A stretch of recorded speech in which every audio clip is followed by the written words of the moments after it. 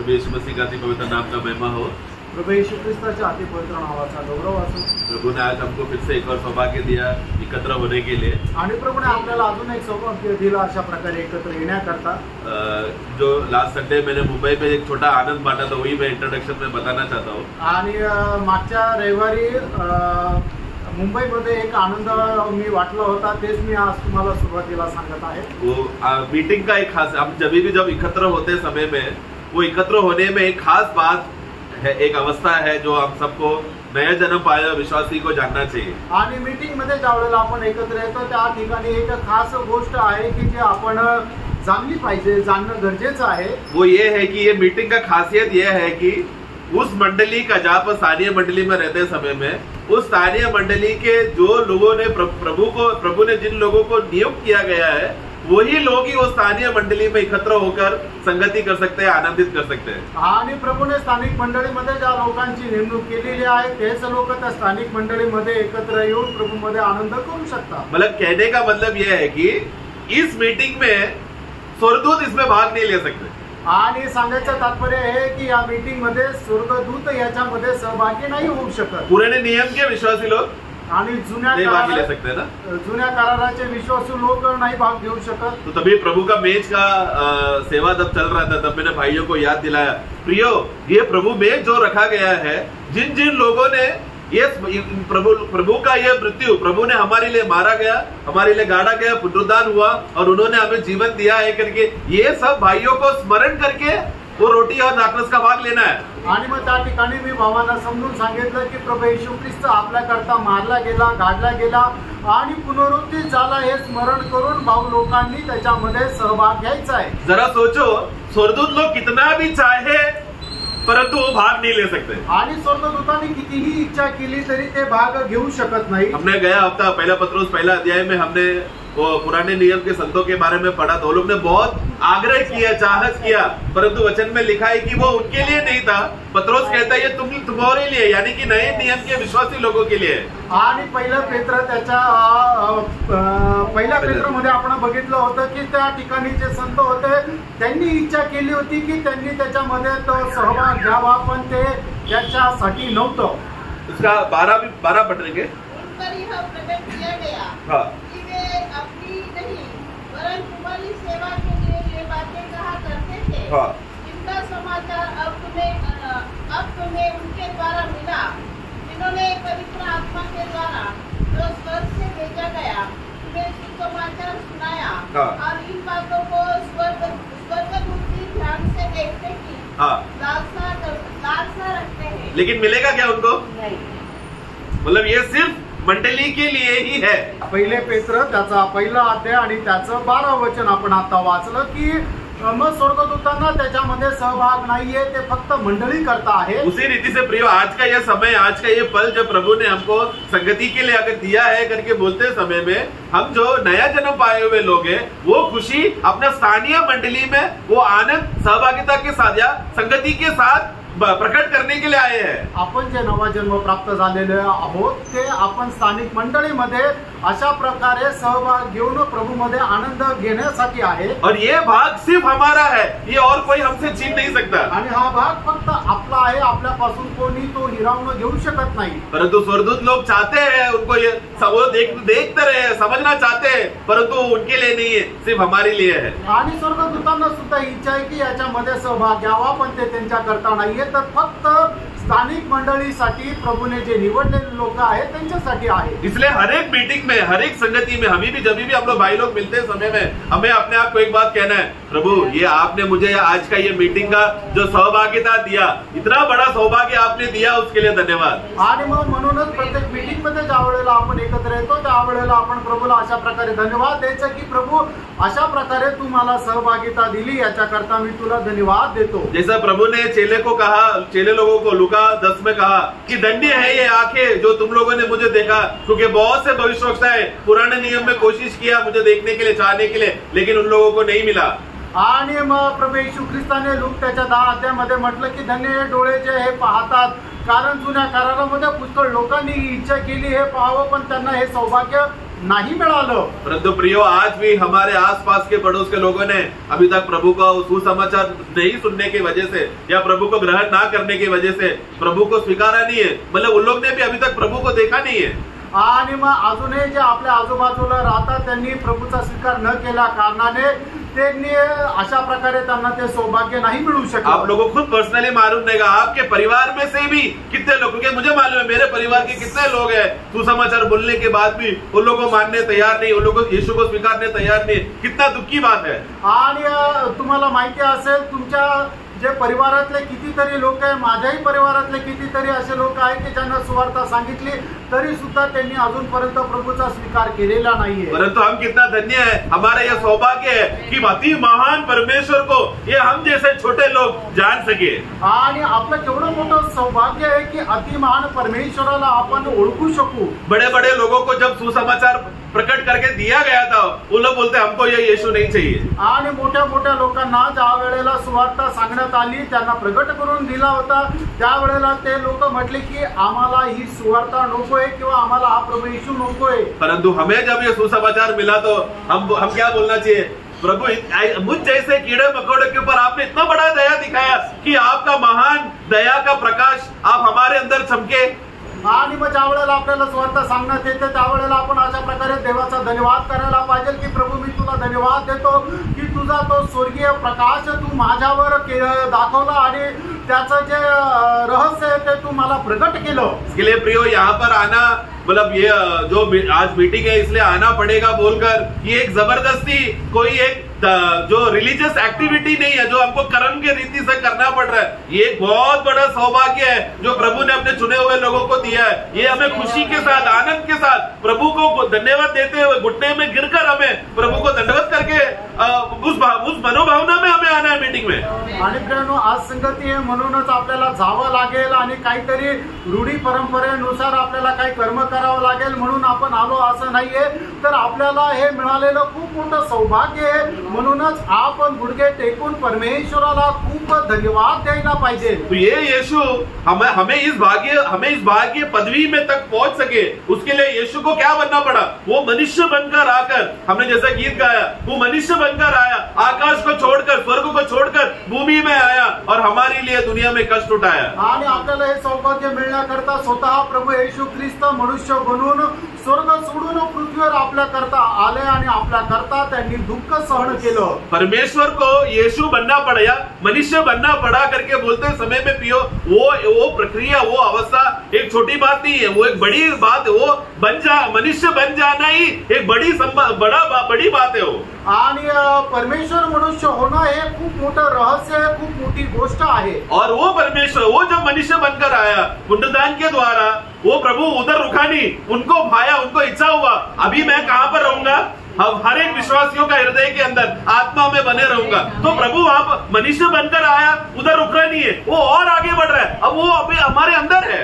आणि मग प्रभू जो आहे तो मनुष्य म्हणून या पृथ्वीवर आले आणि ते आपल्या करता मेले, एवढ्यातच संपलं नाहीये, तर मग पुनरुत्थानानंतर प्रभूची इच्छा ही आहे की त्यांनी आपल्या हृदयामध्ये वास करावं। ये है प्रभु का मार्ग जो प्रभु ने हमारे लिए खोल के रखकर प्रभु ने हमारे लिए जो किया हुआ कार्य, आणि हा आहे प्रभूने आपल्या करता ठेवलेलं कार्य। ये है वो सत्य जो प्रभु अपना वचन के द्वारा, अपना हृदय का आग्रह, परमेश्वर का दिल का बात का ये सत्य प्रभु हमारे अंदर आकर बताना चाहता है। आणि हे आहे ते सत्य जे प्रभु आपल्या हृदयामध्ये आल्यानंतर आपल्याला हे सांगू इच्छितो। और ये है वो जीवन जो हमें हमारे अंदर आने की वजह से हम लोग स्वर्ग का हिस्सेदार बनते हैं, स्वर्ग का नागरिक बन रहे हैं, स्वर्ग का अधिकार बन रहे हैं। आणि ते जीवन आपल्यामध्ये आल्याच्या द्वारे आपण मग आता स्वर्गाचे नागरिक होत आहोत। तो इसके लिए प्रभु कहते समय में मैं ही मार्ग सत्य जीवन हूँ करके जब प्रभु बोलते समय में, वो एक ऐसे ही शब्द है प्रभु बोलकर खत्म नहीं कर रहा है। परमेश्वर का दिल की बात, परमेश्वर का हृदय की बात कि पूरा मनुष्य जात जाने,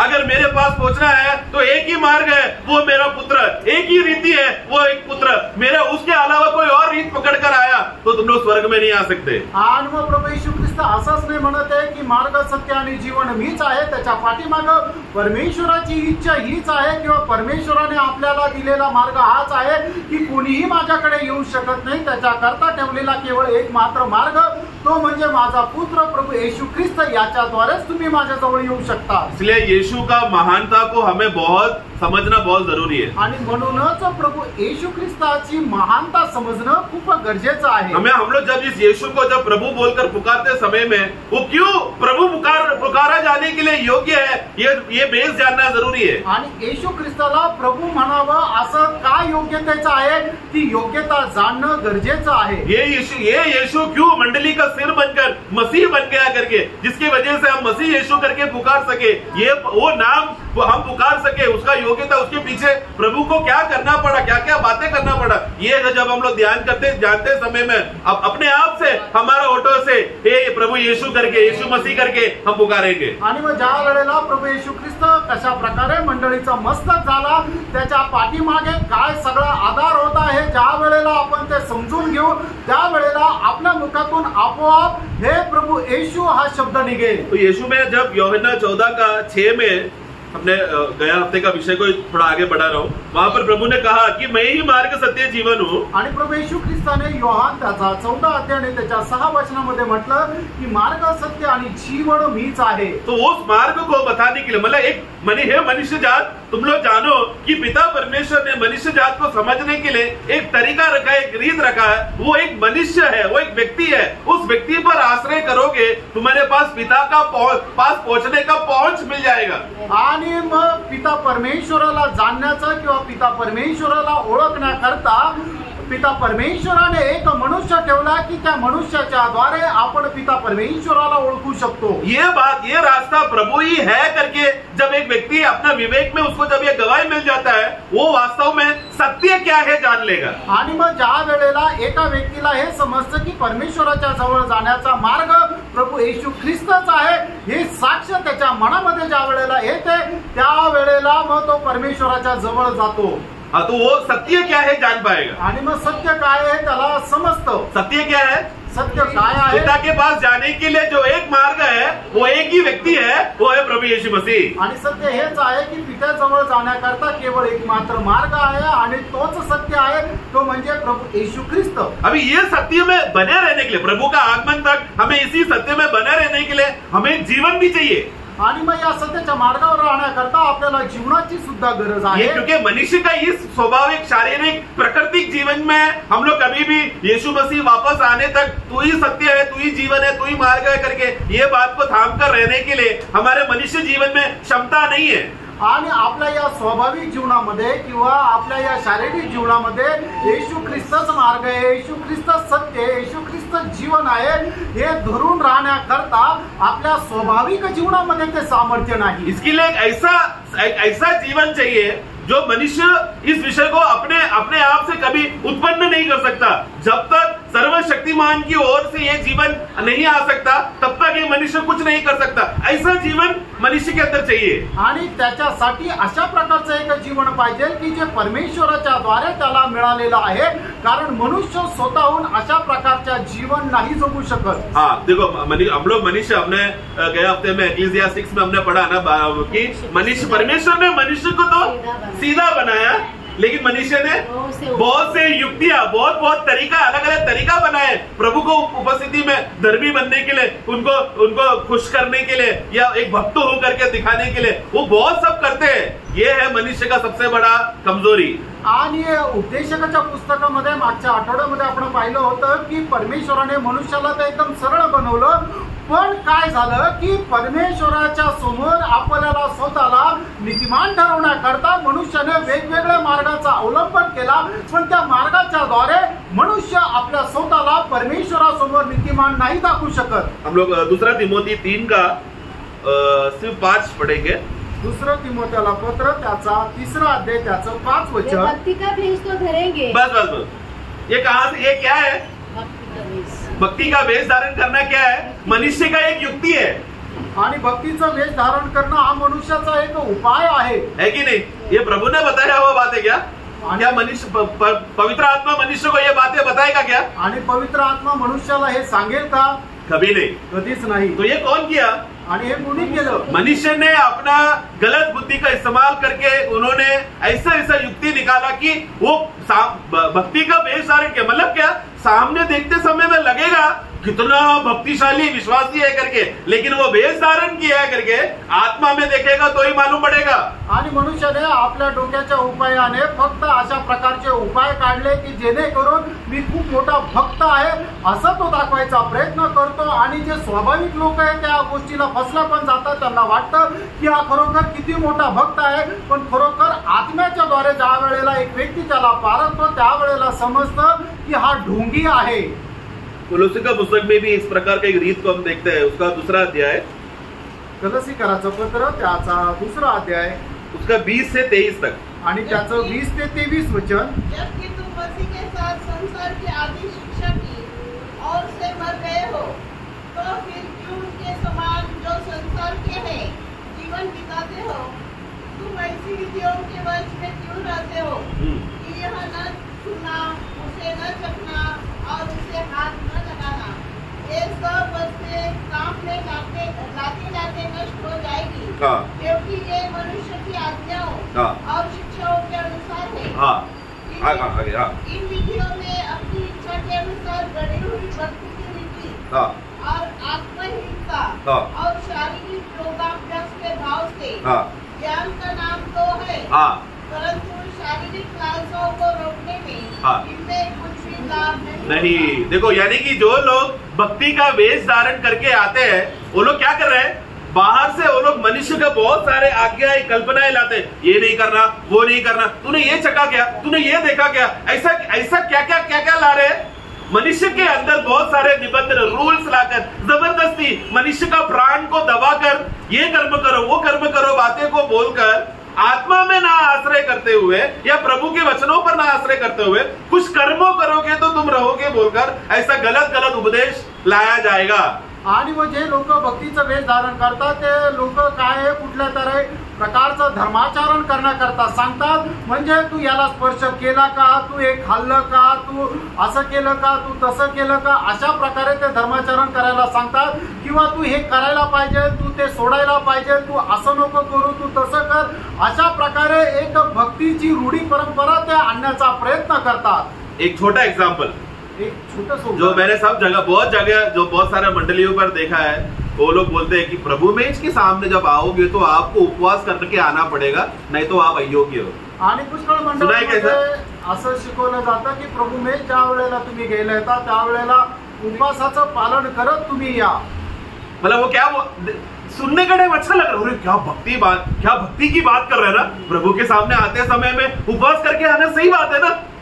आणि मग ते ऐकणारे त्यांना असं वाटतं की हो खरोखर किती भक्तीची गोष्ट सांगत आहे आणि खूप चांगली गोष्ट आहे की प्रभु मेज आपण घ्यायच्या अगोदर उपवास करायला पाहिजे. देखो, उपवास करना अपने आप में एक सही बात है आणि उपवास करणं आपल्यामध्ये एक चांगली गोष्ट आहे, लेकिन प्रभु मेज के लिए वो योग्यता नहीं है. आणि प्रभु मेज घेण्याकरता ते योग्यता नाहीये. योग्यता कौन है आणि योग्य कोण आहे. हाँ, अगर मैंने योग्यता प्रभु यीशु मसीह वो व्यक्ति को छोड़कर लोग करके आते हैं बहुत भक्ति के साथ, भक्ति करके वो लोग एकदम शांति के से एकदम शांत मनोभावना लेकर सफेद वस्त्र पहनकर क्लीन शेव करके सब वो लोग आते हैं, सब प्रकार का नियम करके आते हैं, लेकिन ये सब कर्म बाहरी रीति से इतना अच्छा भक्ति और काम करके आया है करके गवाह उसको मिलेगा तो भी वो व्यक्ति के अंदर अभी भी मसीह नहीं है.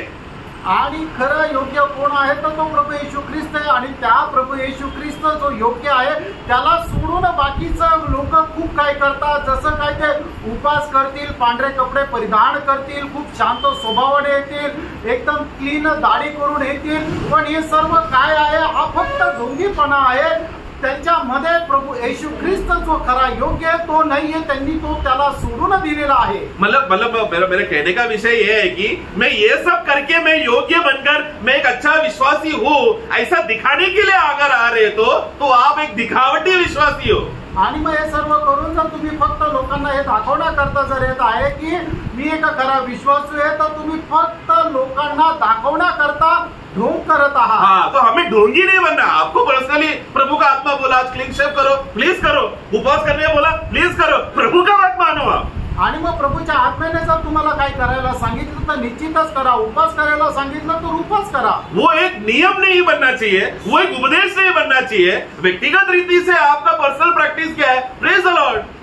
आणि मग तो एक नियम राहिला नको, तो एक उद्देश नको राहिला, तर मग वैयक्तिकरित्या काय राहायला पाहिजे तर प्रेज द लॉर्ड. उसका 18 और 19 त्याचं 18 आणि 19 वचन. वही क्या कोलोसियों 2 का 18 19. गलतियां 2:18-19. कोई मनुष्य आत्महीनता देखो कोई भी मनुष्य आत्महीनता और स्वर्गदूतों की पूजा करा के हाँ में दौड़ के प्रतिफल से वंचित न करे. हाँ ऐसा मनुष्य देखी हुई बातों में लगा रहता है हाँ और अपनी शारीरिक समझ पर जल को भूलता है हाँ और उस शिरोमणि को पकड़े नहीं रहता. दूध शिरोमणि को पकड़े नहीं रहता.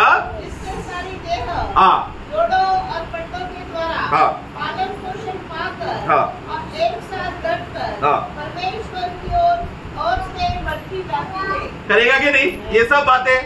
मैं अगर मेरा योग्यता मैं अगर कुछ करके सुबह उठकर फटक से नहाकर उपवास करके आया तो मैं आज योग्य, मतलब उसने मसीह को धारण नहीं किया, उसने अपना कुछ नियम की बातें कुछ कर्म की बातों को धारण करके आया, मसीह को अलग रखकर वो आया है. ऐसा व्यक्ति आराधना में आकर क्या फायदा. आणि मग एक व्यक्ती एकदम भल्या पहाटे उठला, त्याने आंघोळ केली, दाढी केली, उपवास ठेवला आणि मग तो प्रभू मेज घेण्याकरता तयार होऊन आला. पण हे सर्व करत असताना त्याने प्रभू येशू ख्रिस्ताला बाजूला ठेवलं. तर मग अशा प्रकारचं धर्माचरण करून त्याला काय फायदा. तर हा सर्व ढोंगीपणा आहे जर त्याच्या जीवनामध्ये प्रभु येशू ख्रिस्त नाहीये तर. प्रियो ये सब आत्मा का प्रेम में विवश होते समय में ये सब हम लोग ऑटोमेटिकली करेंगे. किसी का बात सुनकर या उपदेश पालन करने के लिए नहीं, प्रेम के लिए. मैं मुझे प्रभु के लिए उपवास, मुझे आज बोझ आया, प्रभु आपने मेरे लिए कष्ट सा दुख सा क्रूश में उतना वेदना सा, चलो प्रभु मैं भी समर्पण करता हूँ बोलकर उपवास करने में कोई गलत बात नहीं है. लेकिन उसको एक कर्म समझकर, मैं एक बहुत बड़ा कर्म, और वो कसारे कुर्सी में आकर बैठ के फूल के बैठ रहे. क्यों मैं आज सुबह थोड़ा योग्य बनकर आया क्योंकि कुछ कर्म किया ना. ऐसा मनोभावना नहीं है. हमारा प्रेम आत्मा जब विवश करते समय में ये खुशी होगा उसको कि एक दिन क्या वो पूरा 7 दिन उपवास कर रहे उसको खुशी रहता है. आणि मग आपण जे करायचं आहे ते सर्व आत्म्याच्या प्रेरणेने करायचं. जर आत्मा आपल्याला सांगतो तर आपण उपवास करायला पाहिजे. एक दिवस काय पूर्ण 7 दिवस करायला पाहिजे. पण जर आत्म्याने सांगितलं तर कुठल्याही प्रकारचा ढोंगीपणा ठेवून आपण करायला नको की जे आपण लोकांना दाखवण्यासाठी करतो. कारण का अशा प्रकारे करणारे लोक ज्या वेळेला मीटिंग मध्ये येतात त्यावेळेला खुर्चीवर असे फुलून बसतात. कारण का त्यांना असं वाटतं की मी प्रभू मेज घेण्याकरता मी माझ्या स्वतःला योग्य बनून आलेलो आहे. असं लोकांना दाखवण्यासाठी जर काही करतो तर त्याचा काही उपयोग नाही. मराठी में पढ़ना 18 वाक्य. वही कोलोसियों 2:18. एक म्हणून घेण्याच्या इच्छेने देवदूतांची उपासना करणाऱ्या, स्वतःला न दिसलेल्या गोष्टींवर अवलंबून राहणाऱ्या व दैहिक बुद्धीने उगीच गर्वाने फुटणाऱ्या कोणा माणसाला तुम्हाला फसवून. हाँ फसून दे. हिंदी में ऐसा आया क्या, कोई तुम्हें फसाओ नहीं. प्रतिफल से वंचित ना होने के लिए न करे.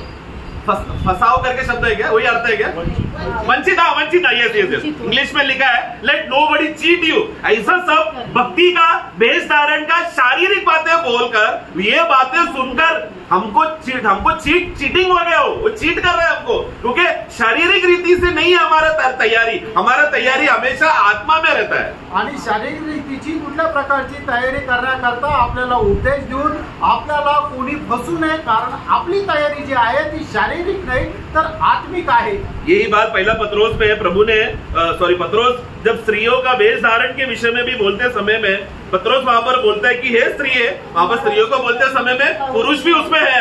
सिर्फ स्त्रियों के लिए ऐसा नहीं समझना. तुम लोग क्या करना, तुम्हारा बाहर का 3 और 4 पहिले पेत्र त्याचा 3रा अध्याय त्याचा 3 आणि 4 वचन. तुम्हारा श्रृंगार दिखावटी न हो. देखो दिखावटी मतलब बाहर से ना हो, अर्थात बाल पूंछना और सोने के गहने या भांति भांति के कपड़े पहनना, परंतु तुम्हारा छिपा हुआ और गुप्त मनुष्यत्व. हाँ वो कौन है. नहीं तुम्हारा छुपा हुआ मनुष्यत्व मतलब हमारा मनुष्य आत्मा. हाँ पढ़ो या. नम्रता और मन की दीनता की अविनाशी सजावट से सुसज्जित. वो सजावट कहाँ रहना चाहिए, हमारे अंदर आत्मा में रहना चाहिए, बाहरी सजावट पे नहीं. आणि आपण लोकांना दाखवण्याकरता म्हणजे चांगले केस करणं, चांगले कपडे घालणं आणि नीटनेटकं राहणं हे बाहेरील आहे. तर आपलं अशा प्रकारचं शृंगार करणं हे नसावं. तर आपला शृंगार काय राहिला पाहिजे तर तो आत्मिक राहिला पाहिजे. हाँ तो ये वाक्य सुनकर कुछ लोग एकदम बुद्धिमान युक्त बुद्धि लगाते हैं मीटिंग में आने का टाइम सोना चांदी गहना निकालेगा, एकदम सादा बाल बांध कर आएगा। मीटिंग खत्म हो गया, घर पे पहुंच गया, वापस बैठ के हो मैं भक्ति हूं करके दिखाने के लिए नाटक किया। तो निकाल कर भी आया, बोलकर भी शारीरिक रीति से दिखाया सबको कि मैंने निकाला, मैंने वचन पूरा किया ना, निकाला ना। वो भी क्या है, भक्ती का ढोंग आहे, वेश धारण किया तो भी। आणि काही लोक अशा प्रकारे ढोंगीपणा करतात की मीटिंगला येण्याच्या अगोदर सर्व प्रकारचे ते आभूषण आहे ते काढून टाकतात ते आणि लोकांना दाखवतात मी सुद्धा भक्त आहे, आणि घरी गेल्यानंतर परत ते घालतात। वो कुछ भी बड़ा फंक्शन आ गया, शादी हो, विवाह का कुछ भी फंक्शन आया तो ऐसा सज के जा रहे हो मानो सबसे, तो जो जिसका विवाह हो रहा है उससे भी ज्यादा सुंदर है करके दिखाने के लिए जाते हैं लोग। आणि मग कुठल्या लग्नाला गेले, कुठल्या कार्यक्रमाला गेले, त्यावेळेला ते एवढे नटून थटून जातात की ज्याचं लग्न आहे त्याच्याही पेक्षा मी सुंदर दिसले पाहिजे, अशा प्रकारे अशा उद्देशाने लोक सजतात। हमारा सजावट बाहरी नहीं, दिखावटी नहीं हो, हमारा अंदरूनी मनुष्य सजना चाहिए। मतलब अंदरूनी मनुष्य नम्र नहीं है, दीन नहीं है, गुस्सेलू, नफरती, भेदभाव, ईर्षा करने वाला स्वभाव है, लेकिन बाहर एकदम शुद्ध मन दिखाकर आ रहे तो भी ढोंग कर रहा है। आणि मग आपण बाहेरून जर कुठल्या प्रकारचा शृंगार केला, पण खरा शृंगार जो आहे तो आत्मिक आहे, आपलं मन जर शुद्ध नाहीये आणि आपण कितीही लोकांना कसंही दाखवायचा प्रयत्न केला तर ते एक ढोंग आहे। इन दिनों में कपटी भक्ति का क्लास आपको अच्छे से मिला, इसलिए मैं और डिटेल में नहीं जा रहा हूँ, लेकिन प्रिय विषय है कि हमारा तैयारी कहाँ पर है। आत्मिक मनुष्य वो आत्मा है जो प्रभु का सामर्थ्य से भरकर सजकर आ रहा है, आ रही है, शरीर नहीं। आणि आत्माच आहे की जो देवाच्या सामर्थ्याने भरपूर होऊन येत आहे, शरीर नहीं। वो व्यक्ति जब आत्मा से परिपूर्ण हो जाए तो सवेरे सवेरे जब वो उठकर आते समय में वो क्या कर रहा है, प्रभु मैं आपकी उपस्थिति में समर्पण करता हूँ या करती हूँ बोलकर जब वो समर्पण कर आकर प्रभु में 2 मिनट 5 मिनट 10 मिनट 1 घंटा जितना समय मिला उतना समय उसने ध्यान किया, उतना समय तक वो क्या कर रहा है, मसीह का प्रेम में भरते जा रहा है, बढ़ते जा रही है, वो होते जा रहा है, वो भरपूरता से आना है मीटिंग में। आणि मग ज्या वेळेला आपल्याला सकाळी मीटिंग मध्ये यायचं त्यावेळेला त्याच्या अगोदर आपण प्रभूच्या उपस्थितीमध्ये जितका जास्त वेळ बसू शकतो तितका जास्त वेळ आपण बसायचं, आणि जेवढं जास्त प्रभू येशू ख्रिस्ताला प्राप्त करू शकतो तेवढं जास्त प्राप्त करून अशा प्रकारे भरलेल्या अवस्थेमध्ये आपण मीटिंग मध्ये यायचंय। मैंने शुरुआत में बोला, एग्जाम्पल मैं बता रहा हूँ, आप लोग ने ऐसे किया बोलकर किसी पे आरोप नहीं लगा रहा, प्लीज आत्मा में सुनना ही है। आणि मी तुम्हाला सुरुवातीला सांगितलं, मी फक्त उदाहरण देत आहे, तुमच्यापैकी कोणी असं केलं अशा प्रकारे मी आरोप लावत नाहीये, कृपा करून आत्म्यामध्ये रहा। इसलिए वचन जब सुनते समय में अगर प्रभु का आत्मा अगर आपसे कार्य कर रहा है तो ग्रहण करके समर्पण करना है। आणि देवाचं हे वचन ऐकत असताना देवाचा आत्मा जर तुमच्याशी बोलत आहे तर कृपा करून ते तुम्ही स्वीकारा। तो कोलोसी में हमने पढ़ा 2 में कि ये सब क्या है, बाहरी रूप से वेश धारण है, ऐसा लोग एक कपटी रीति से बताकर आएगा, लेकिन हम लोग को संभालना है, शिरोमणि को छोड़कर कुछ भी बातों में खेल नहीं खेलना है। हमारा आत्मिक रीति शिरोमणि में बने रहकर होता है, बाहरी रीति से नहीं। आणि मग अशा प्रकारे बाहेर कोणी कशाही प्रकारे शृंगार करून किंवा भक्तीचं वेश धारण करून आलं तर त्याला काही उपयोग नाहीये।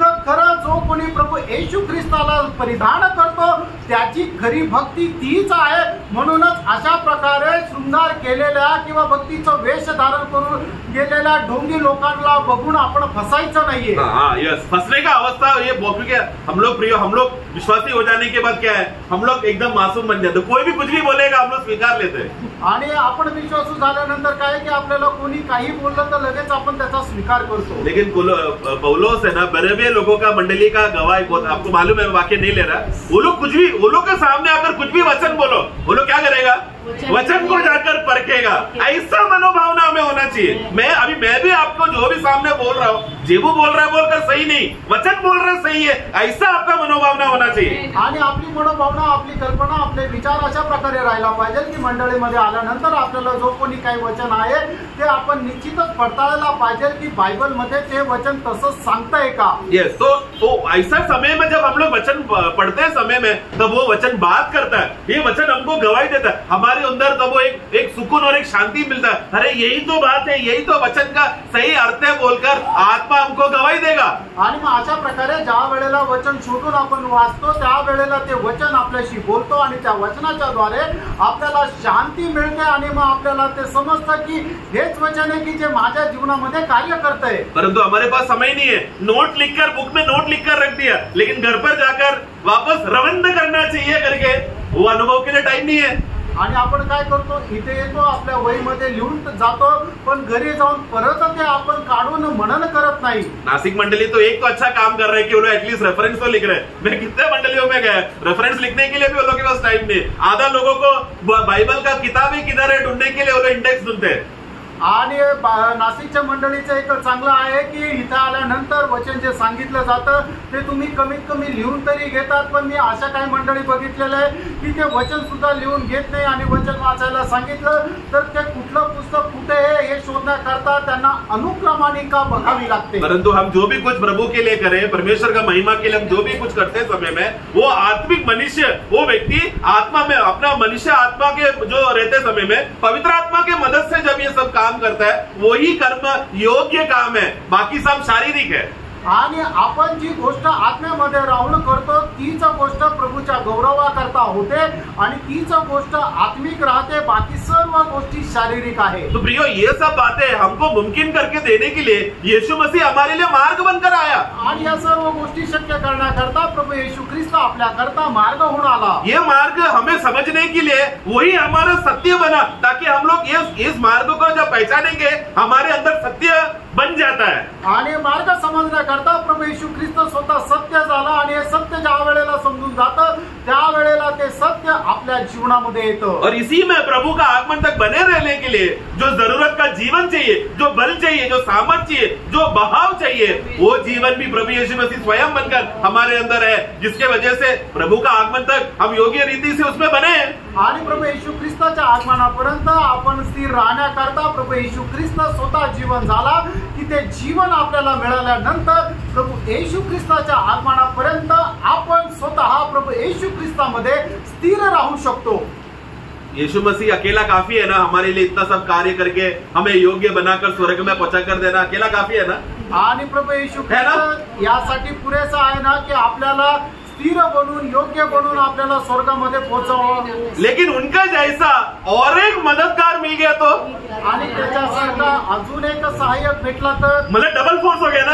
आणि मग डबल ताकद। वही हम लोग यूहन्ना 17:14 में ही जो हम लोग प्रभु का हमारे लिए मार्ग सत्य जीवन है, उसी अध्याय में प्रभु देखो वहां पर 16 और 17 पढ़ते समय में प्रभु वहां पर कहता है, आणि योहान त्याचा 14 अध्याय त्याचं 16 आणि 17 वचन, मैं पिता से विनती करूंगा हाँ, और वह तुम्हें एक और सहायक भेजेगा।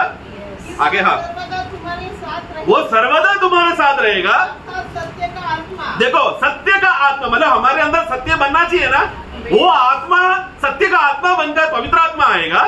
और आगे जिसे संसार ग्रहण नहीं कर सकता, देखो जो संसार पा नहीं सकता क्योंकि वह न उसे देखता है हाँ, और न उसे जानता है। हाँ, तुम उसे जानते हो, तुम उसे जानते हो क्योंकि वह तुम्हारे साथ हाँ। देखो प्रिय, हम पवित्र आत्मा को जानते हैं क्या?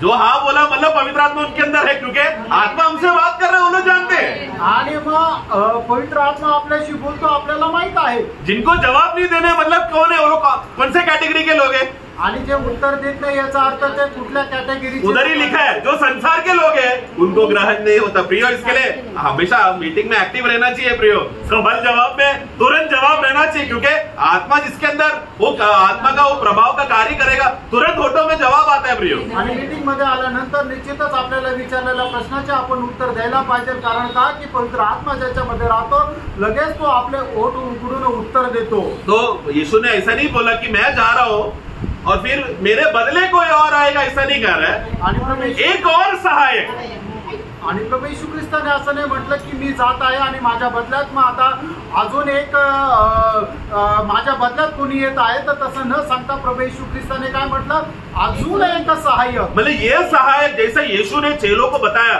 कि तुम उस पिता के पास पहुंचने के लिए जो मार्ग, सत्य, जीवन, जो जो बातें मैं हूं करके अभी तक जो तुम लोग समझे है ना, उतना ही शक्तिशाली, उतना ही फोर्स वाला, उतना ही प्रभावशाली वाला एक और व्यक्ति है, पवित्र आत्मा। जब वो आएगा तुमको सारा सत्य बातें समझाकर मेरी बातें तुमको याद दिलाएगा। आणि मग प्रभू येशू ख्रिस्ताने सांगितलं की मार्ग, सत्य आणि जीवन मीच आहे आणि मी गेल्यानंतर अजून एक सहाय्यक येईल की जो तुम्हाला सर्व प्रकारचं जे सत्य आहे ते तुम्हाला उघड करून सांगेल आणि मी सांगितलेल्या ज्या गोष्टी आहेत त्या तुम्हाला स्मरण करून देईल। उसका 14 का 26 आणि योहान त्याचा 14 अध्याय त्याचं 26 वचन वाचा। परंतु सहायक अर्थात पवित्र आत्मा जिसे पिता मेरे नाम से भेजेगा वह तुम्हें सब बातें सिखाएगा और जो कुछ मैंने तुमसे कहा है वह सब तुम्हें स्मरण कराएगा। प्रियो, ऐसा अनुभव हुआ है क्या? पवित्र आत्मा ने आकर वचन की मदद से हमें एक एक बात, प्रभु के बातें हमें याद दिला रहा है, बोला तो ऐसा अनुभव नया जन्म पाया और विश्वासी के अंदर पक्का होगा। नहीं हुआ है तो प्रियो परको, जांचो और जल्दी नया जन्म पालो। आणि प्रियो, ज्याचा नवा जन्म झालेला आहे निश्चितच पवित्र आत्मा त्याच्या जीवनामध्ये प्रभू येशू ख्रिस्ताने सांगितलेले आणि बायबलचे सर्व वचन जे आहे त्याचा उलगडा करून देतो आणि त्या सर्व आत्मिक गोष्टी तो सत्याचा मार्ग आपल्याला शिकवतो आणि ज्याला कोणाला अशा प्रकारे अनुभव नाहीये याचा अर्थ अजूनपर्यंत त्याचा नवा जन्म झालेला नाहीये, लवकरात लवकर नवा जन्म तुम्ही प्राप्त करा। प्रियो, यीशु को उनके जैसा और एक मददगार भेजने के लिए भी यीशु को कष्ट सहना पड़ा, दुख उठाना पड़ा, क्रूस पे मरकर पुनरुत्थान होने की वजह से ही पवित्र आत्मा हमको मिल रहा है। अगर यीशु मसीह ऐसा नहीं करता तो हमें एक और मददगार नहीं मिलता था।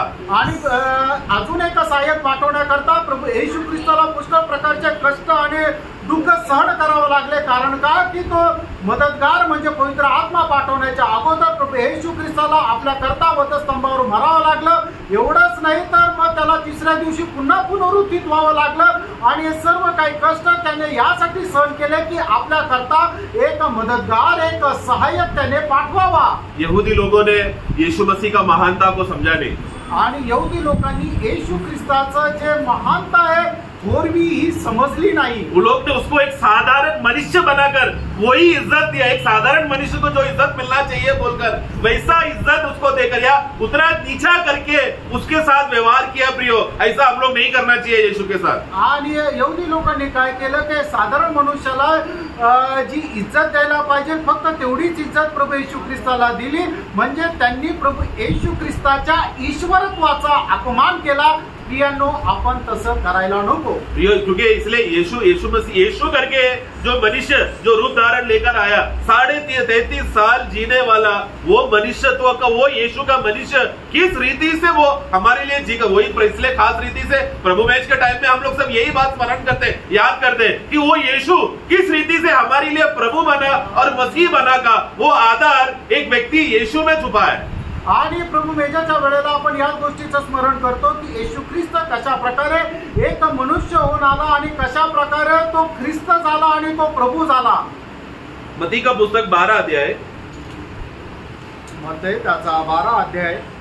यीशु कौन है, यीशु कितना महान है करके वाक्य 6 में पढ़ेंगे, त्याचं 6 वचन। मत्ती त्याचा 12 अध्याय त्याचं 6 वचन। और मैं तुमसे कहता हूँ हाँ, कि यहाँ वह है जो मंदिर से भी बड़ा है। इसके बारे में यीशु मसीह कौन है?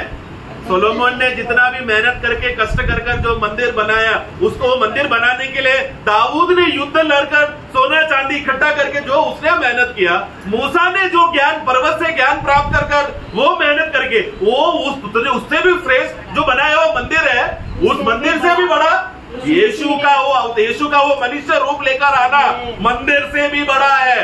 आणि मग दाविदाने खूप युद्ध केले आणि पुष्कळ प्रकारचं सोनं, नाणं, रुपये जिंकले आणि सुलेमानने खूप कष्ट केले आणि मग ते मंदिर बनवलं आणि त्याच्याकरता लागणारी जी काही वेदी आणि जी काही प्रथा आहे ते सर्व मोशेने परमेश्वरापासून प्राप्त करून ते ज्ञान दिलं आणि त्या सर्व प्रकारे ते मंदिर बनवण्यात आलं।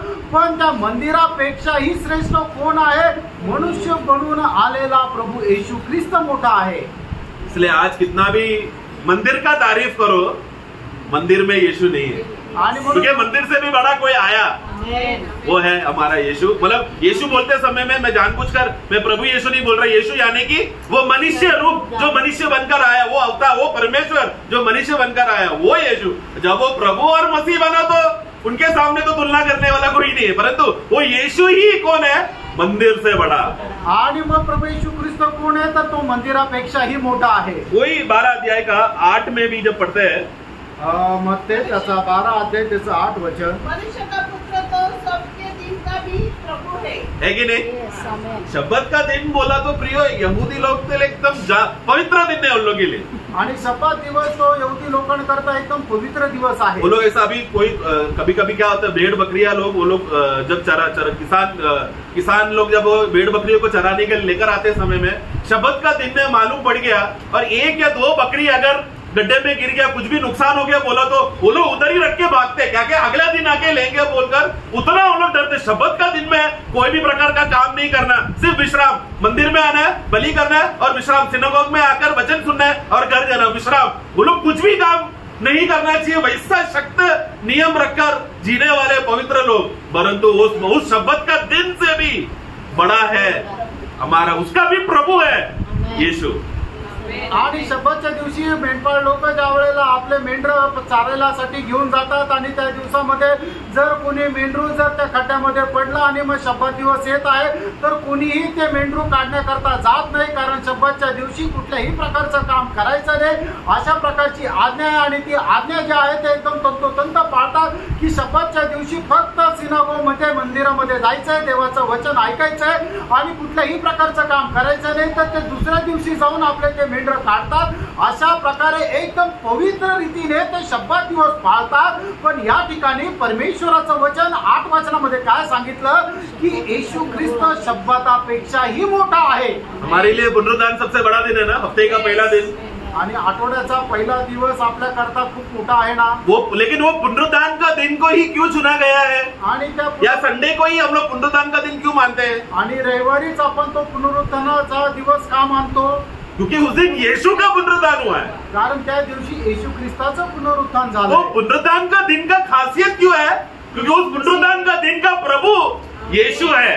आणि पुनरुत्थान दिवसाचं वैशिष्ट्य का आहे, महत्व का आहे? कारण त्या दिवशी प्रभु येशू ख्रिस्ताचं पुनरुत्थान झालंय। उस पुनरुत्थान का दिन में सबसे बड़ा कौन है? आणि त्या पुनरुत्थानाच्या दिवसामध्ये सगळ्यात मोठा कोण आहे? हमारा बड़ा प्रभु यीशु मसीह, उस महान प्रभु यीशु मसीह को महानता को समझकर हमें आराधना में आना है। नहीं आज रविवार है, कल सैटरडे था, फिर कल मंडे हो जाएगा, इसलिए संडे। ऐसा एक साधारण वो दिन को साधारण दिन जैसा नहीं गिनना, ये प्रभु ने दिया हुआ दिन है समझकर, क्योंकि ये प्रभु का है। हमारा आज का समय सब कुछ प्रभु का होना चाहिए बोलकर ऐसा पूरा समर्पण के साथ जीना चाहिए, क्योंकि वो प्रभु जो हमारे अंदर है वो उतना महान और योग्य है समझकर हमें वो समर्पण करना है प्रियो। आणि रविवारचा दिवस आहे, आठवड्याचा पहिला दिवस आहे, म्हणून आपण मंदिरामध्ये जायचंय, चर्चमध्ये जायचंय आणि आराधना करायची आहे।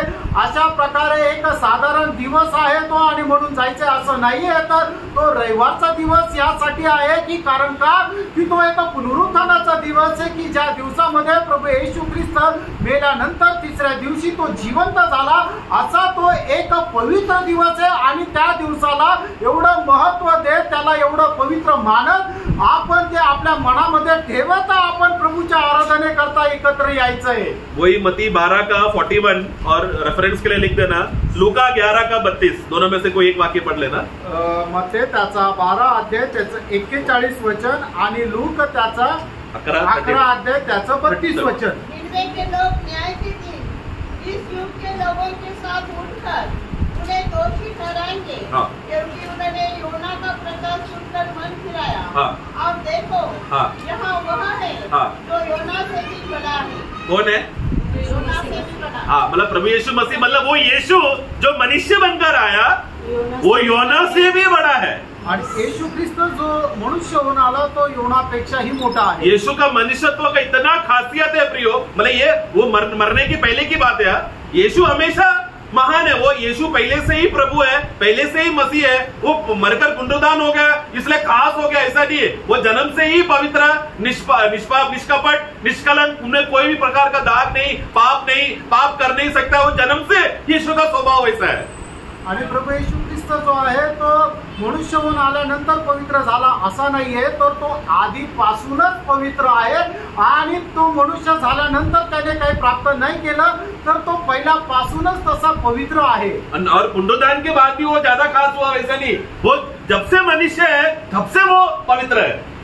आणि जेव्हापासून तो मनुष्य तेव्हापासून तो पवित्र आहे, पुनरुत्थानानंतर पवित्र झाला असं नाही। क्योंकि कुछ लोग ऐसा सिखाते हैं यीशु पुनरुत्थान के बाद ज्यादा पवित्र बना, मनुष्य अवतार में जब मनुष्य बच्चा बनकर आया, जब यीशु आया तब वो पवित्र नहीं। पुनरुत्थान ऐसा नहीं है प्रियो, यीशु जन्म से ही पवित्र है।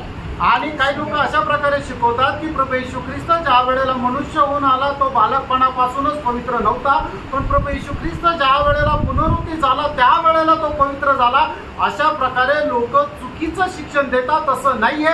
प्रभू येशू ख्रिस्त जन्मापासूनच पवित्र आहे, त्याच्या ठाई कुठलंही पाप नाही। तो ये यीशु जो हमारे लिए मार्ग बनकर आया, जो मार्ग हमारे लिए बन गया, ये यीशु कौन है वास्तव में? मनुष्य रहते समय में ही तभी कौन है? वो योना से भी बड़ा है। आणि प्रभू येशू ख्रिस्त जो आपल्याकरता मार्ग होऊन आला, तो प्रभू येशू ख्रिस्त कोण आहे? तर तो योनापेक्षाही मोठा आहे। योना वहां पर जब वो समुद्र का मच्छी का पेट में जब था, वो प्रार्थना कर रहा है, प्रभु मैं ना नरक जैसा अनुभव कर रहा हूँ। 3 दिन 3 रात एक नरक का अनुभव योना का हुआ। आणि योना ज्या वेळेला त्या माशाच्या पोटामध्ये होता 3 दिवस आणि 3 रात्र, त्या वेळेला त्याने ते नरक यातना सहन केल्या आणि तिथे राहून त्याने प्रभूकडे प्रार्थना केली। परंतु यीशु कौन था? 3 दिन और 3 रात वो सचमुच पाताल में जाकर जो योना जो छोटा अनुभव किया, वो सचमुच वो वहां पर जाकर छुटकारा का प्रचार देकर आकर नरक का फाटकों को तोड़कर विजय होकर आया हुआ महान यीशु। इसलिए यीशु योना से भी बड़ा है। आणि प्रभू येशू ख्रिस्त कोण आहे की तो 3 दिवस आणि 3 रात्र जे आहे तो त्या ठिकाणी तो पाताळामध्ये गेला आणि त्या ठिकाणी सुद्धा त्याने तो प्रचार केला आणि मग ते नरकाचे फाटक तोडून मग तो वरती आला। अभी समय बहुत 2-3 मिनट ही है, इसके लिए मैं सिर्फ वचन बोलकर विषय बता देता हूँ। उसका अगला वाक्य में मत्ती 12 का 42 में और लूका 11:31 में 31 में मत्ते त्याचा 12 अध्याय त्याचं 42 वचन आणि लूक त्याचा 11 अध्याय त्याचे 31 वचन। दक्षिण की रानी न्याय के दिन। हाँ, उसका आखिरी भाग पढ़ लेना खाली। और देखो यहाँ वो है हाँ, जो सुलेमान से भी बड़ा है। देखो यहाँ मतलब यीशु जब बोल रहा है तब यीशु कौन है? सुलेमान से। देखो यीशु पुनरुत्थान होकर सोलोमन से महान हो गया, ऐसा गलतफहमी नहीं रहना। यीशु जब भूमि में था तब से ही वो कौन है? सुलेमान से भी महान। ये महान यीशु है, हमारे लिए मार्ग बनकर, सत्य बनकर, जीवन बन गया। आणि प्रभू येशू ख्रिस्त पुनरुत्थानानंतर सुलेमानापेक्षा थोर नाही झाला, तर ज्या वेळेला तो मनुष्य होऊन या पृथ्वीवर होता तेव्हापासूनच तो सुलेमानापेक्षा थोर होता आणि तोच प्रभू येशू ख्रिस्त आपल्या करता मार्ग होऊन आला। यूहन्ना 4 का 12 से 14। योहान त्याचा 4 अध्याय त्याचं 12 ते 14 वचन। क्या तो हमारे पिता याकूब से बड़ा है? हाँ। जिसने हमें यह कुआं दिया। हाँ। और आप ही अपनी संतान और अपने प्रियो सवाल समझना, वहां पर शमरिया का स्त्री कहती है क्या तू हमारा पूर्वज याकूब यानी कौन? अब्राहम इसहाक का पुत्र याकूब, उस याकूब से भी आप बड़े हो क्या, महान हो क्या? हमें तो ये कुआं वो याकूब हमको देकर गया। यीशु क्या कहता है? यीशु ने उसको उत्तर दिया, हाँ। जो कोई यह जल पिएगा वह फिर प्यासा होगा। हाँ, मतलब याकूब का पानी तुम पियोगे तो तुमको क्या होगा? प्यासा होगा। लेकिन मनुष्य का पुत्र जो पानी तुमको देगा, आगे परंतु जो कोई उस जल में से पिएगा जो मैं उसे दूंगा, हाँ। वह फिर अनंत काल तक प्यासा न होगा। हाँ, तो सवाल का जवाब क्या है? क्या तू याकूब से भी बड़ा है क्या? जवाब क्या है? हाँ। यीशु याकूब से भी बड़ा है। आणि प्रभू येशू ख्रिस्त याकोबापेक्षाही थोर आहे। क्योंकि यीशु कौन है? तुम लोग ये कुआं पिएगे तो बार बार प्यास लगेगा प्रियो, लेकिन मैं तुमको जो पानी दूंगा तुमको कभी ना प्यास लगने वाला ऐसा अमृत जैसा पानी है। वो पवित्र आत्मा के विषय में है, लेकिन प्रभु हमको वो दे रहा है, वो पानी एक और मददगार दे रहा है। वो उसका श्रोता वो कौन है? वो और कोई नहीं, महान प्रभु यीशु मसीह है। आणि मग आपण विहिरीचं पाणी पिलं तर आपल्याला परत तहान लागेल, पण प्रभू येशू ख्रिस्त आपल्याला जे पाणी देतो ते पिल्यानंतर आपल्याला परत कधीही तहान लागणार नाही। यूहन्ना का सुसमाचार 8 का 53 से 55 तक। आणि योहान त्याचा 8 अध्याय त्याचं 53 ते 55 वचन। हमारा पिता अब्राहम तो मर गया, क्या तू उससे बड़ा है? क्या तू उससे बड़ा? सवाल क्या है? क्या तू अब्राहम से भी बड़ा है क्या? आगे। और भविष्यवक्ता भी मर गए। हाँ, पढ़ो पढ़ो। हाँ, और भविष्यवक्ता भी मर गए। हाँ। तू अपने आप को क्या ठहराता है? हाँ। यीशु ने उत्तर दिया, यदि मैं अपने आप में महिमा करूं तो मेरी महिमा कुछ नहीं, हाँ। परंतु 58 तक पढ़ना। हाँ, मेरी महिमा करने वाला मेरा पिता है, हाँ। जिसे तुम कहते हो कि वह तुम्हारा परमेश्वर है। हाँ। तुमने तो उसे नहीं जाना, परंतु मैं उसे जानता हूँ। हाँ। यदि मैं कहूँ कि मैं उसे नहीं जानता तो मैं तुम्हारी तरह झूठा ठहरूंगा, हाँ। परंतु मैं उसे जानता और उसके वचन पर चलता हूँ। तुम्हारा पिता अब्राहम मेरा दिन देखने की आशा से। देखो, तुम्हारा पिता अब्राहम, जिसको तुम लोग महान बोल रहे हो ना, मेरा दिन देखने के लिए उसका आगे तरस रहा था। आणि तुमचा पिता अब्राहम, ज्याला तुम्ही खूप थोर म्हणता ना, तो माझा दिवस बघण्याकरता कळवळलेला होता और उसने उसी दिन देखकर आनंदित हुआ। आणि त्याने त्याच दिवशी माझा दिवस पाहून तो आनंदी झाला। उसका 58 भी पढ़ना। यीशु ने उनसे कहा, मैं तुमसे सच सच कहता हूँ हाँ। कि पहले इसके कि अब्राहम उत्पन्न हुआ, हाँ। मैं हूँ। हाँ, अब्राहम से भी पहले मैं हूँ। आणि या ठिकाणी प्रभू येशू ख्रिस्त अशा प्रकारे म्हणताय की अब्रामाच्या अगोदरही मी होतो। वो यहूदियों के लिए ये बात दुर्पदेश है। अगला वाक्य में देखो, लोगों ने पत्थर उठाया। आणि पुढच्या वचना 59 वचनामध्ये पाहतो की त्यांना हा एक दुरुपदेश वाटला, म्हणून येशू ख्रिस्ताला मारण्याकरता त्यांनी दगड उचलले। क्योंकि वो लोग शरीर में यीशु को देख रहे, वो लोग यीशु को जो महानता दर्जा देना चाहिए वो लोग दे रहा नहीं है। प्रियो, ये यीशु जो हमारे लिए मार्ग सत्य बनकर, ये यीशु कौन है? अब्राहम से भी बड़ा है। आणि प्रभू येशू कोण आहे? तर तो अब्रामापेक्षा सुद्धा मोठा आहे। इब्रानियों का पुस्तक 3 से 6 आणि इब्री बस 5 मिनट लेकर मैं खत्म कर देता हूँ। इब्रीकराचं पत्र त्याचा 3रा अध्याय 3 ते 6 वचन। क्योंकि यीशु हाँ। मूसा इतना बड़ा महिमा के योग्य समझा गया है, हाँ। जिनका कि घर का बनाने वाला घर से बढ़कर हाँ। आदर रखता है। हाँ। क्योंकि हर एक घर का कोई न कोई बनाने वाला होता है। हाँ। पर जिसने सब कुछ बनाया वो परमेश्वर है। Yes। मूसा तो परमेश्वर के सारे घराने में सेवक के समान विश्वास योग्य रहा, हाँ। कि जिन बातों का वर्णन होने वाला था हाँ। उनकी गवाही दे। हाँ। परंतु मसीह पुत्र के समान हाँ। परमेश्वर का घराने का अधिकारी। बस तो वहाँ पर पुराने ये यहूदी लोग क्या है, मूसा बोला तो इतना महान, क्योंकि परमेश्वर का घर बनाने वाला मूसा है बोलकर मूसा को चढ़ा के रखने वाला। आणि यहूदी लोक काय आहे की मोशेला खूप महान मानायचे, कारण का की मोशेने परमेश्वरासाठी घर बनवलं, भवन बनवलं। परंतु इब्रानी का दास बता रहे हैं यहाँ पर मूसा से भी ये बड़ा है। आणि इब्रीकराचा दास या ठिकाणी सांगत आहे की या ठिकाणी मोशेपेक्षा ही एक श्रेष्ठ आहे। तुम लोग मूसा के नाम में जो भी, क्योंकि वहाँ पर बहुत सारे उस समय में बहुत सारे यहूदी लोग मूसा महान है बोलकर मसीह की बातों को, उपदेशों को छोड़कर चले गए। आणि मग त्या वेळेला काय आहे की पुष्कळ लोक मोशेच सगळ्यात श्रेष्ठ आहे असं समजून ते मानत होते, आणि असं मानून त्यांनी प्रभू येशू ख्रिस्ताचा उपदेश नाकारून ते प्रभू येशू ख्रिस्ताला सोडून निघून गेले। उनका घमंड तोड़ने के लिए वहाँ पर बोल रहे हैं, मूसा जो घर बनाया है वो सिर्फ एक दास है, परंतु उस घर का मालिक प्रभु यीशु मसीह है। आणि मग त्यांचा गर्व तोडण्याकरता म्हटलेलं आहे की मोशेने जे घर बनवलेलं आहे तो मोशे एक दास आहे, पण त्या घराचा मालक प्रभू येशू ख्रिस्त आहे। प्रेरितों का कार्य 13 का 36-37 आणि प्रेषित त्याचा 13 अध्याय त्याचं 36 आणि 37 वचन। क्योंकि दाऊद का परमेश्वर की इच्छा के अनुसार अपने समय में सेवा करके सो गया। हाँ। और अपने बाप दादों में जा मिला और सड़ भी गया। परंतु जिसको परमेश्वर ने खिलाया हाँ। वह सड़ने का नहीं पाया। हाँ। Yes। सड़ने नहीं पाया। हाँ। इसलिए भाइयों, बस तो वहाँ पर लूका वहाँ पर एक बात वहाँ पर रिकॉर्ड कर रहे हैं, प्रेरितों का कार्य जो लूका ने लिखा वो एक बात वहाँ पर रिकॉर्ड कर रहे हैं। उस समय में यहूदी लोग क्या बोल रहे हैं, हमारा दाऊद कितना बड़ा है, तो उनका आया। आणि मग यहूदी लोक म्हणतात की दाऊद खूप श्रेष्ठ आहे, और उसके जैसा राजा और कोई नहीं, आणि त्याच्या समान राजा कोणी नाही। और ये एक दिन 1000 वर्ष में दाऊद ही राजा बनेगा। आणि मग 1000 वर्षाच्या राज्यामध्ये दाऊदच राजा बनेल। उनका घमंड तोड़ने के लिए ये बात रिकॉर्ड किया गया है।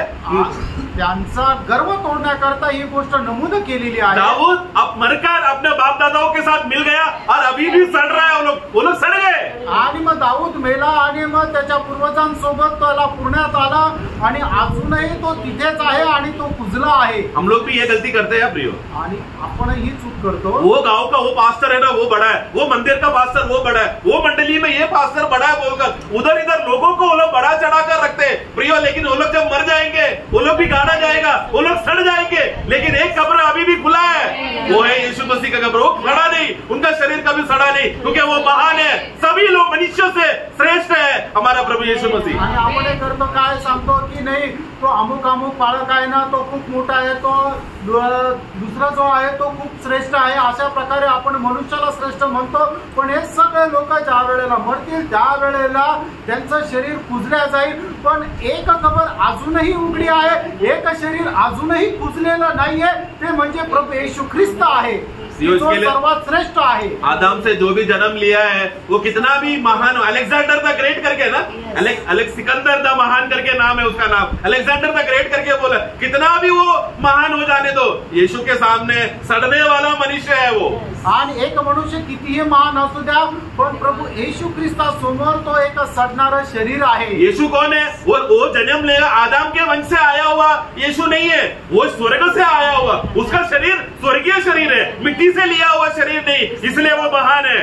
आणि प्रभू येशू ख्रिस्त जो स्वर्गातून आलेला आहे तो मातीचा नाहीये, म्हणूनच तो सगळ्यात महान आहे, कारण तो आत्मिक आहे। इब्रानियों 1:4 इब्रिकराचं पत्र त्याचा 1 अध्याय त्याचं 4 वचन। मैं सदा परमेश्वर का धन्यवाद और स्वर्गदूतों से उतना ही उत्तम ठहरा। बस सब स्वर्गदूत, इसका एक्सप्लेनेशन नहीं चाहिए, क्योंकि आप लोग को मालूम है स्वर्गदूतों से भी श्रेष्ठ है हमारा यीशु मसीह। आणि प्रभू येशू ख्रिस्त स्वर्गदूतापेक्षाही श्रेष्ठ आहे। इब्रानियों 7:26, हिब्रू 7:26। इब्रिकराचं पत्र 7 अध्याय 26 वचन। हाँ, हमारे योग्य था जो पवित्र और निष्कपट और निर्मल हाँ, और पापियों से अलग और स्वर्ग से भी ऊंचा, स्वर्ग से भी महान कौन है? प्रभु यीशु मसीह। हम लोग को विश्वासी को क्या लगता है? हम लोग नया जन्म पाएंगे और हम लोग स्वर्ग में जाएंगे, हमारे लिए स्वर्ग एक बड़ा बात है प्रियो, प्रभु के सामने स्वर्ग एक छोटी बात है प्रियो। प्रभु को जानना बड़ी बात है, स्वर्ग में जाना नहीं बड़ी बात है, क्योंकि स्वर्ग में अगर प्रभु नहीं तो वो स्वर्ग नरक है। आणि प्रियानो, स्वर्गामध्ये जाणं ही श्रेष्ठ गोष्ट नाहीये, तो प्रभूला जाणं ही श्रेष्ठ गोष्ट आहे, कारण स्वर्ग जे आहे ती मोठी गोष्ट नाहीये, तर मोठी गोष्ट हे आहे तर प्रभू येशू ख्रिस्त आहे। कारण का की प्रभू येशू ख्रिस्त स्वर्गापेक्षाही मोठा आहे। लास्ट वर्स एफेसियों 1:22। इफिसकाराचं पत्र 1 अध्याय त्याचं 22 वचन। और सब कुछ उसके पांव तले कर दिया और उसे सब वस्तुओं पर शिरोमणि ठहराकर कलीसिया को दे दिया। वहाँ पर यीशु ही मंडली का सिर है, यह उसकी देह है और उसी वही है क्या? परिपूर्णता है जो सब में सब। ओके, हाँ 22 में ना, 22 में ना, सब वस्तुओं पर शिरोमणि ठहराकर कलीसिया को दे दिया। शिरोमणि उसका 5वां अध्याय, सॉरी एफेसियों 5 का वो करेक्ट है वो वाक्य, उसका 23 5 का 23 5 अध्याय 23 वचन। क्योंकि पति पत्नी का सिर है, हाँ, जैसे कि मसीह कलीसिया का सिर है। हाँ, कलीसिया से भी बड़ा कौन है? मंडळीपेक्षाही मोठा कोण आहे? कुछ लोग बोलते हैं ना, वो हम लोग मुंबई में ना एक माहिम चर्च है, मलाड चर्च है, वो चर्च में जाएगा तो उधर जाकर यीशु का क्रूस को दर्शन देख लिया तू धन्य हो जाएगा बोलकर वहां पर मेला लगता है। या ये मंदिर में जाओ, वो चर्च में जाओ, रोम का कैथलिक में रोम में जाओ, उधर का पादरी और उधर का चर्च को देख लो, तुम धन्य हो जाओगे बोलोगे। लेकिन नहीं प्रियो, ये सब मिट्टी का दुनिया की बातें जो नामधारी लोग है या कलीसिया बोलकर रखते हैं प्रियो, ये सब टूट फूट जाएगा। यहाँ तक कि हम लोग भी अगर बोले नासिक मंडली जैसा महान है बोलकर, मंडली को नहीं प्रधानता देना है, उससे भी बड़ा है महान प्रभु यीशु मसीह। आपण कुठल्या व्यक्तीला कुठल्या मंडळीला मोठा नाही ठरवायचंय, कारण का मंडळीपेक्षाही जो श्रेष्ठ आहे तो प्रभू येशू ख्रिस्त आहे, कारण प्रभू येशू ख्रिस्त मंडळीचं मस्तक आहे। हाँ, आप ऐसा गवाही दे सकते हो, प्रभु यीशु मसीह को मिलना है तो नासिक मंडली में, ऐसा बोल सकते हैं। आणि तुम्ही असं म्हणू शकता की प्रभू येशू ख्रिस्ताला जर भेटायचं तर तुम्ही नासिकच्या मंडळीत या, क्योंकि प्रभु का जहाँ पर संगति होता है, जहाँ पर 2 और 3 मेरे नाम में इकट्ठा होता है, वहाँ पर प्रभु है। आणि ज्या ठिकाणी 2 किंवा 3 माझ्या नावाने एकत्र येतात त्या ठिकाणी प्रभु आहे। सच्चा नया जन्म पाए हुए लोग जब एकत्र होते हैं समय में प्रियो, वहाँ का अधिकार, वहाँ का शिरोमणि प्रभु यीशु मसीह है। इसलिए हमारा सारा उपदेश, हमारा चाल चलन उस महान शिरोमणि प्रभु यीशु मसीह की ओर देखते हुए, ताकते हुए हमारा सारा विषय संबंध होना चाहिए। आणि मग जिथे 2 किंवा 3 प्रभू येशू ख्रिस्ताच्या नावाने एकत्र येतात त्याचा शिरोमणी जो आहे तो प्रभू येशू ख्रिस्त राहतो, म्हणूनच आपण त्याच्या उद्देशाच्या अनुसार जीवन जगायला पाहिजे। इब्रानियों का पुस्तक 3:1 में लिखा है, आणि इब्रिकराचं पत्र 3 अध्याय त्याच्या 1 वचनामध्ये हे पवित्र भाइयों, हाँ पढ़ो, लिखो। पवित्र भाइयों, हाँ, तुमच्या स्वर्गीय बुलाहट के भागी हो उस प्रेरित और महायाजक यीशु पर जिसने हम अंगीकार करते हैं ध्यान करो। देखो, हमें स्वर्गीय बुलाहट देने वाला कौन है? आणि स्वर्गीय पाचारण देणारा कोण आहे? उस प्रभु को तुम लोग ध्यान से देखो आणि त्या प्रभूला तुम्ही लक्ष लावून पहा। हमें पवित्र बनाने वाला कौन है? आपल्याला पवित्र बनवणारा कोण आहे? उस यीशु को तुम लोग ध्यान से देखो आणि त्या येशू ख्रिस्ताला तुम्ही लक्ष लावून देखो कि वो कैसा हमारे लिए मार्ग बना, हमारे लिए सत्य बना, हमारे लिए जीवन बना। आणि कसा तो आपल्या करता मार्ग झाला, कसा आपल्यासाठी तो जीवन झाला, कसा आपल्यासाठी तो सत्य झाला। उन्होंने कैसा उनके जैसा और एक मददगार भेजा आणि कसं त्याच्यासारखा अजून एक सहाय्यक त्याने पाठवला। उतना ही नहीं, ये परमेश्वर एक समय में सिर्फ हमारा सृष्टि करता था, हम लोग उनको सिर्फ परमेश्वर परमेश्वर करके बोलने के लिए भी योग्यता नहीं था, लेकिन प्रभु यीशु मसीह क्रूस पर मरकर बलिदान होने के बाद जो कोई भी उस यीशु को स्वीकारा, यूहन्ना 1:12 के अनुसार अभी हम लोग परमेश्वर का संतान कहलाए जाने का अधिकार भी मिल गया। आणि याच्या अगोदर आपण परमेश्वराला फक्त परमेश्वर परमेश्वर म्हणू शकत होतो, पण प्रभू वो ऐसा बुलाने का भी योग्यता नहीं था। आणि आपल्याला परमेश्वराला परमेश्वर म्हणून हाक मारण्याची सुद्धा योग्यता नव्हती, पण प्रभू येशू ख्रिस्त आपल्या करता वधस्तंभावर मेला आणि पुनरुत्थान झाला। आणि योहान त्याचा पहिला अध्याय त्याच्या 12 वचनाच्या अनुसार जो कोणी प्रभू येशू ख्रिस्तावर विश्वास ठेवतो त्याला परमेश्वराचा पुत्र होण्याचा अधिकार मिळतो। इसके लिए प्रियो, हम लोग अपने आप को प्रभु में समर्पण करें आणि म्हणून आपण स्वतःला प्रभू मध्ये समर्पित करा। बहुत बार हम लोग कपटी जीवन जी लिए प्रियो, आणि पुष्कळ वेळा आपण कपटी जीवन जगलो। हम लोग अपना अपना मार्ग बनाकर अपना अपना युक्ति का मार्गों में हम लोग चले गए, भटक गए प्रियो, लेकिन अभी नहीं। आणि आपण आपल्या स्वतःच्या युक्तीच्या मार्गामध्ये भटकलो, पण आता नाही। आज का वचन आपके जीवन में मन फिरने का एक कारण बने, आणि आजचं वचन तुमच्या जीवनामध्ये मन परिवर्तनाचं एक कारण व्हावं। और जिन्होंने अभी तक यीशु का नाम में वो उद्धार का अनुभव नहीं पाया, आज का ये संदेश आपके जीवन में उद्धार का कारण होने के लिए प्रभु आपको सहायता करे। आणि ज्यांनी अजूनपर्यंत प्रभू येशू ख्रिस्ताच्या नावामध्ये तारण प्राप्त नाही केलं, तर आजचा हा संदेश तुम्हाला तारण प्राप्त होण्याचं कारण होऊन जावं। प्रभु हम सबको सहायता करे। आणि प्रभू आपल्या सर्वांना सहाय्य करो। आमेन।